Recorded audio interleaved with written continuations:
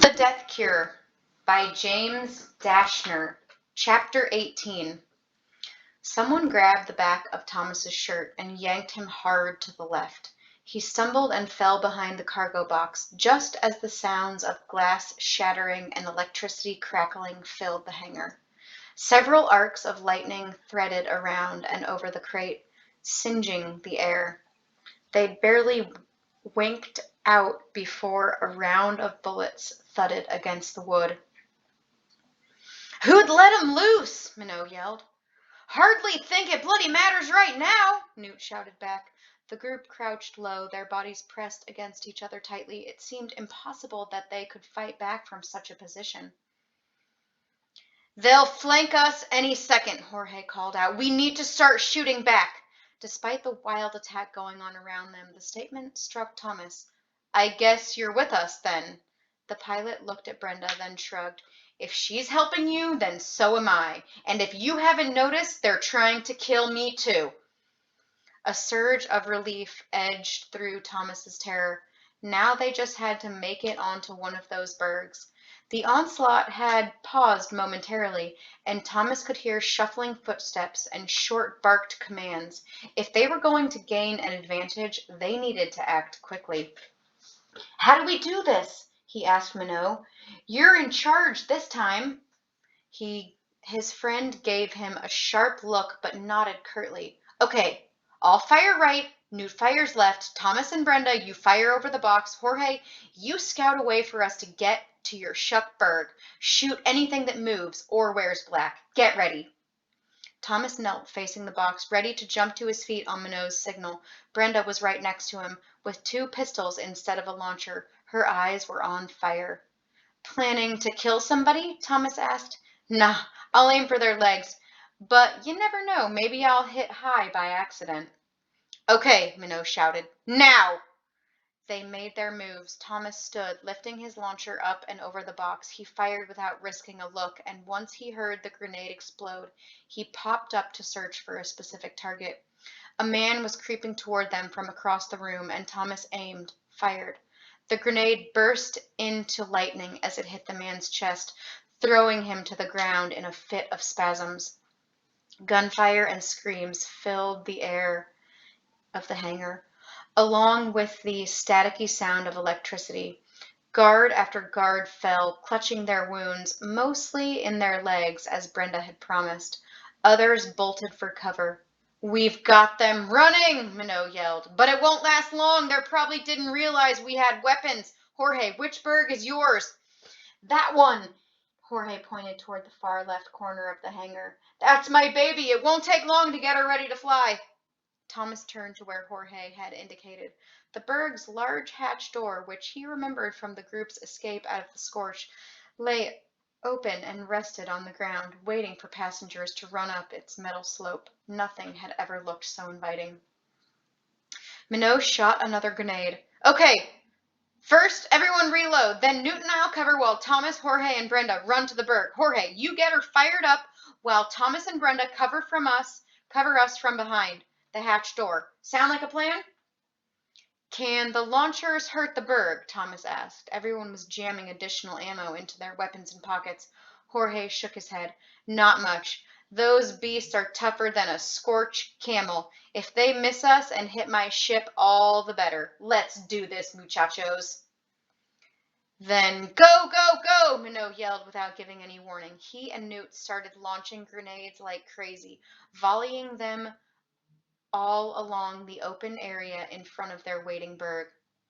Thomas felt a mad rush of adrenaline. He and Brenda took up positions on the left and right of Jorge, and they sprinted away from their protection of the cargo box. A flurry of firing weapons filled the air, but there was so much electricity and smoke that it was impossible to aim at anyone. Thomas shot his weapon as best he could while running, as did Brenda. He swore he could feel bullets blowing past him, barely missing, launcher grenades exploding in a crash of glass and light to their right and left. "Run!" Jorge shouted. Thomas pushed himself to go faster, his legs burning. Daggers of lightning shot across the floor from all directions.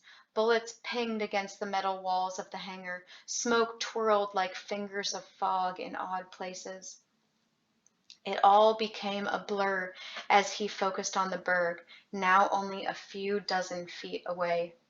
They'd almost made it when a launcher grenade smashed against Brenda's back. She screamed and fell, her face smacking the concrete floor as electricity spider-webbed over her body. Thomas skidded to a stop as he cried out her name, then dropped to the ground to make himself a smaller target. Tendrils of lightning-like electricity snaked across Brenda's body, then dwindled to smoky wisps as they raced out along the floor. Thomas lay on his stomach several feet away, dodging the errant streaks of white heat as he searched for a way to get closer. Newt and Minot had obviously seen the disastrous turn of events and had given up on the plan. They were running toward him as they continued firing. Jorge had made it to the berg and disappeared up the hatch, but he came out again, shooting a different kind of launcher. Its grenades exploded into spouts of raging fire when they made contact. Several of the guards screamed as they erupted in flames, and the others pulled back a little because of the new threat. Thomas waited anxiously on the ground next to Brenda, cursing his inability to help. He knew he had to wait for the electricity to die down before he could grab her and start dragging her to the berg, but he didn't know if there was time. Her face had gone completely white, blood dripped from her nose, and drool trickled from her mouth as her limbs spasmed and her torso seemed to bounce in place. Her eyes were frozen wide with shock and terror. Newt and Minot reached him, dropped to the ground. "No!" Thomas shouted. "Keep going to the berg. Take cover behind the hatch. Wait until we start moving, then cover us. Fire like crazy till we get there." "Just come on already," Minot yelled back. He grabbed Brenda by the shoulders, and Thomas's breath caught as his friend winced. Several jagged bolts of lightning arced up his arms, but the energy had weakened considerably, and Minot was able to stand and began pulling her along with him. Thomas hooked his arms under Brenda's shoulders, and Newt picked up her legs. They backed their way toward the berg. The hangar was a world of noise and smoke and flashing light. A bullet grazed Thomas's legs, a hot score of pain, then oozing blood. An inch difference, and he might have been hobbled for life or bled to death. He let out a furious scream and imagined everyone in black as the one who'd shot him. He stole a glance at Minot. The boy's face was strained with the effort of dragging Brenda. Thomas harnessed his furious surge of adrenaline and took a risk. Lifted his launcher up from beneath him with one hand, firing in random directions as he used the other to help pull Brenda across the floor. They reached the foot of the hatch door. Jorge immediately dropped his huge weapon and slid down the ramp to grab one of Brenda's arms.